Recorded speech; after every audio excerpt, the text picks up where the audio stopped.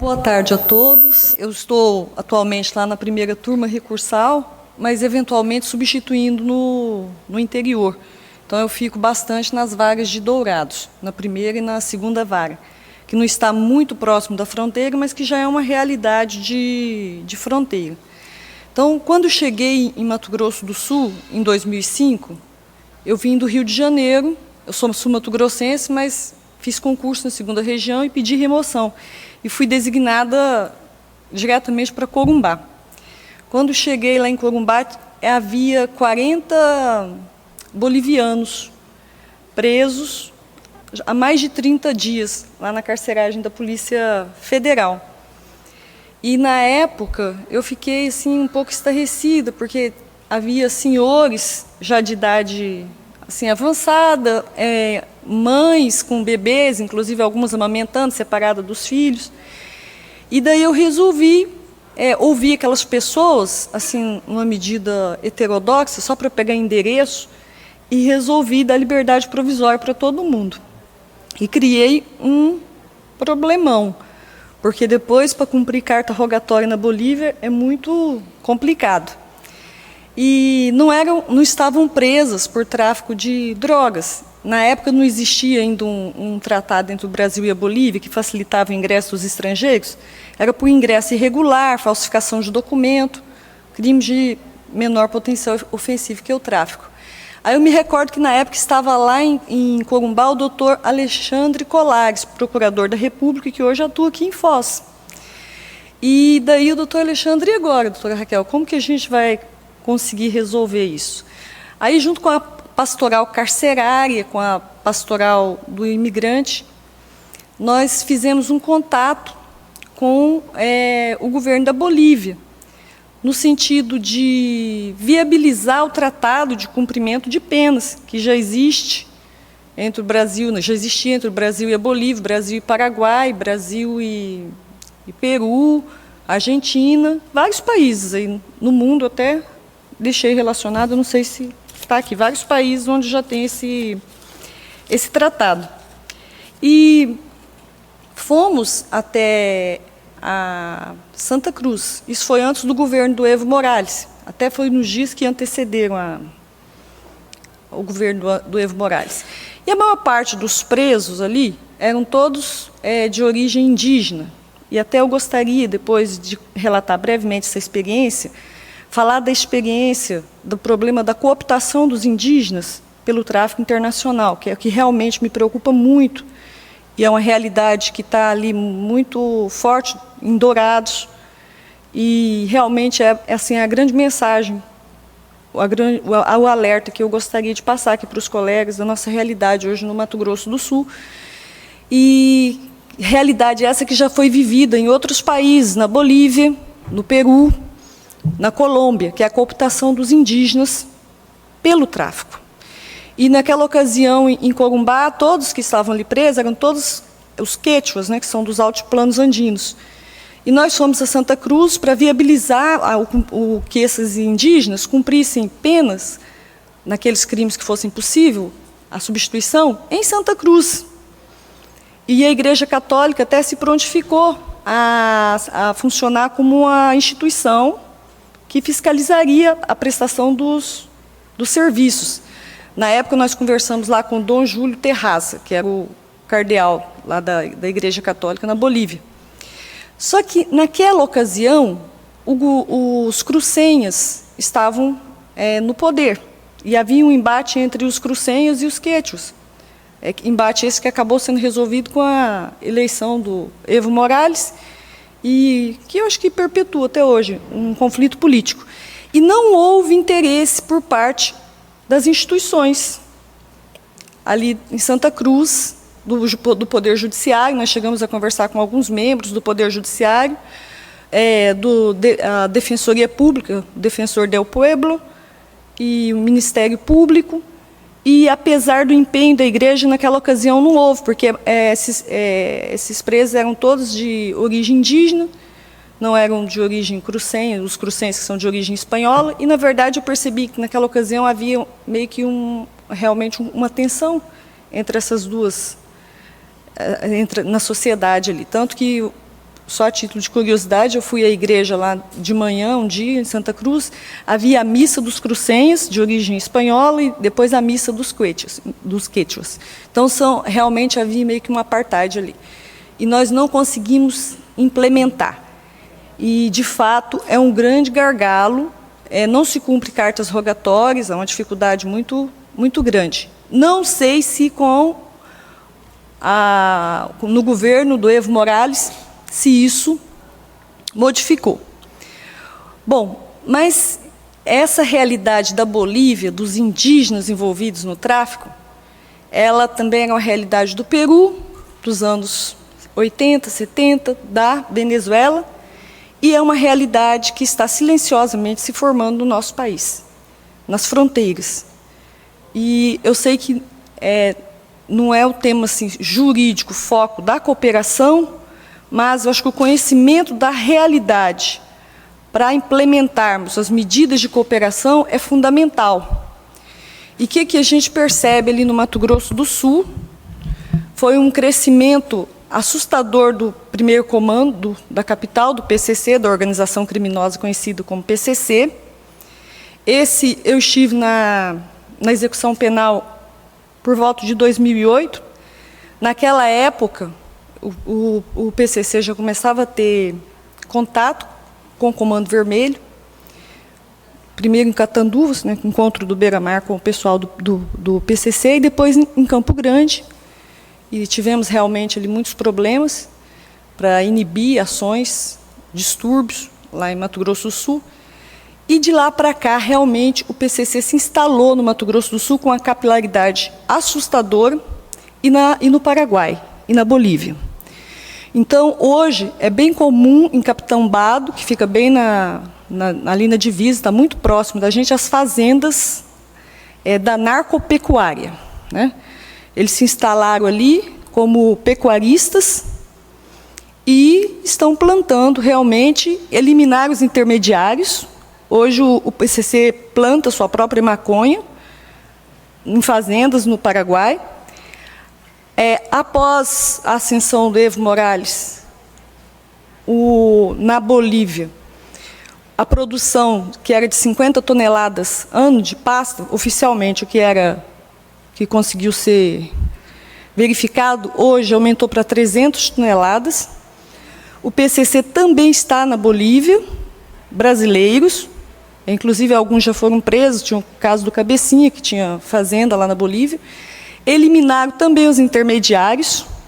Então, hoje, o PCC é uma grande organização criminosa que consegue fazer a plantação da maconha e da coca na Bolívia e no Paraguai, consegue levar para o Porto de Santos, para vários lugares do Brasil. Acho que alguns colegas podem ter acompanhado aquela operação Hulk e Oversea, da Polícia Federal em Santos, que apreendeu toneladas de pasta base em containers. Então, hoje eles dominaram todas as pontas, eles conseguem fazer a plantação e a negociação com países da Europa, do norte da África. Está completamente, todas as cadeias estão completamente dominadas, criando realmente a narcotraficância é considerada uma das novas ameaças ao Estado de Direito. E as nossas fronteiras estão totalmente permeáveis a essa nova ameaça. Mas eu ainda verifico, ali atuando em Dourados, na questão indígena, o ano passado, esse ano, eu comecei a me atentar para um detalhe, e comecei a pesquisar e verificar realmente a cooptação dos indígenas pelo PCC. E nós temos ali uma grande fronteira, uma grande comunidade guarani.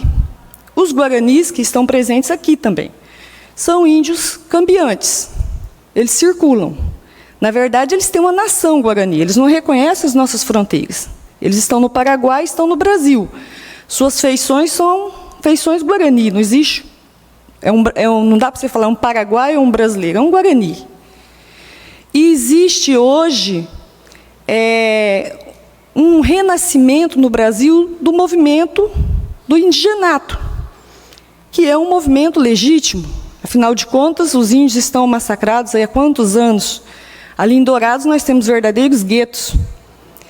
Então, hoje nós temos 60% da população carcerária de Dourados formada por indígenas. Esses indígenas se veem totalmente excluídos. De um outro lado, nós temos o Marcola dando uma legitimidade, um viés social e ideológico para o discurso do PCC. Não sei se vocês já perceberam isso. Já leram entrevistas, foram publicadas. O PCC hoje oferece para as famílias, para os familiares dos membros, que eles têm uma organização, são várias organizações, coordenações, são chamadas de sintonias. E tem uma sintonia que é voltada para um aspecto social. As pessoas pagam tipo um dízimo, que se chama cebola, e recebem em troca auxílio, por exemplo, funeral. O PCC começa a se substituir o Estado e legitimar o seu discurso.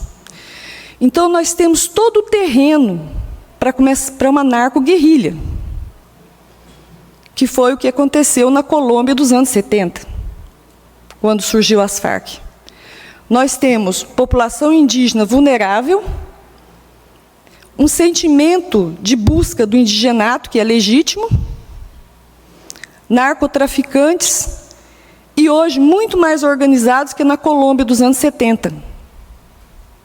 E um Estado totalmente enfraquecido, que não consegue fazer demarcações, que cria um sentimento de injustiça muito grande, tanto entre os índios quanto entre os não índios, porque da forma como a Constituição prevê a retomada da terra pelos indígenas, não tem indenização. E naquela região, por exemplo, são pequenos proprietários que estão perdendo as suas terras, então está gerando um ódio social no setor produtivo,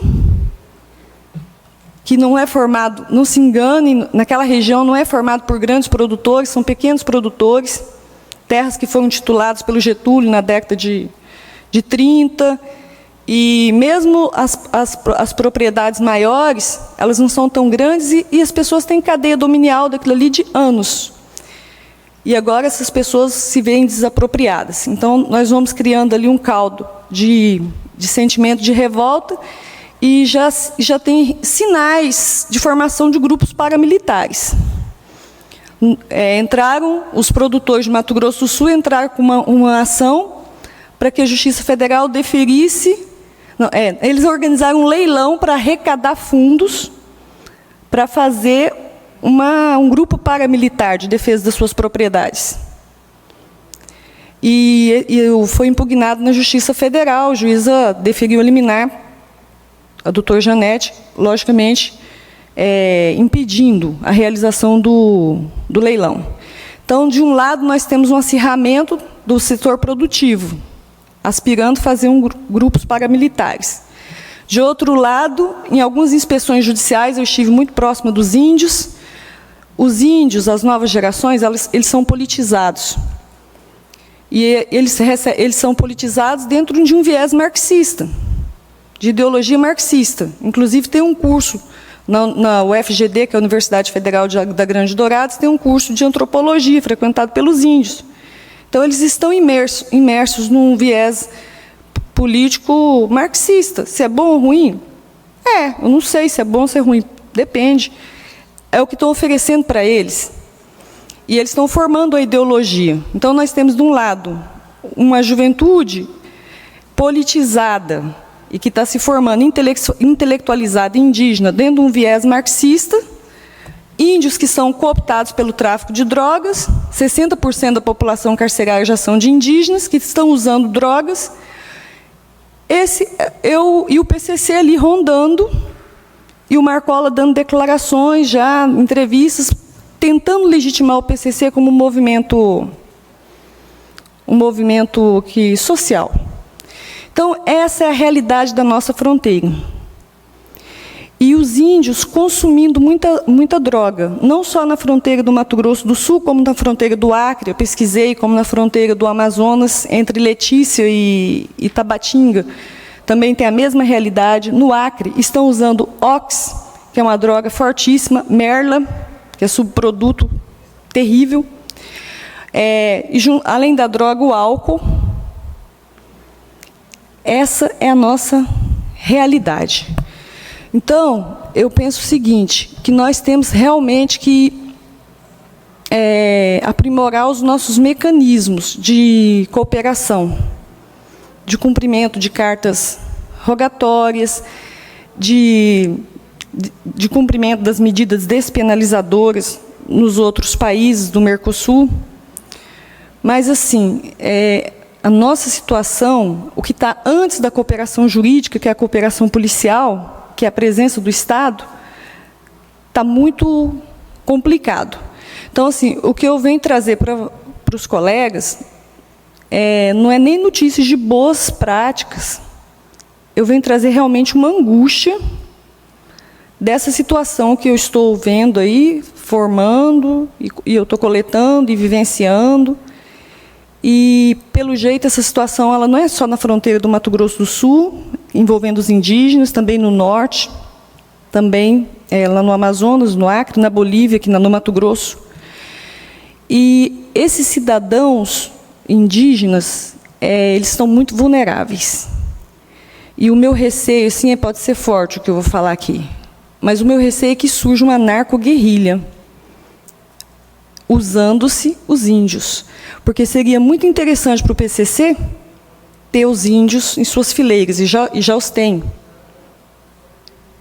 Então, esse é o recado que eu trouxe aqui do Mato Grosso do Sul. Muito obrigada.